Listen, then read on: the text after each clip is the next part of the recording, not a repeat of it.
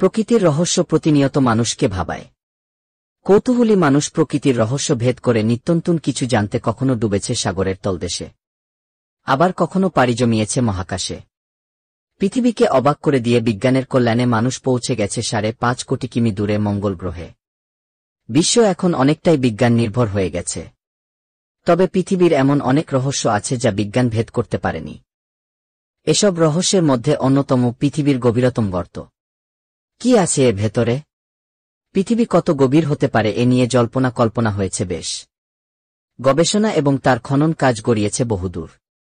তারপরেও পৃথিবীর রহস্য ভেদ করে যা অসম্ভব হয়নি অপর প্রান্তে। আমরা বসবাস করি পৃথিবীর উপরিভাগে। এই উপরিভাগে রয়েছে মাটি, পানি, উদ্ভিদ এবং প্রাণী।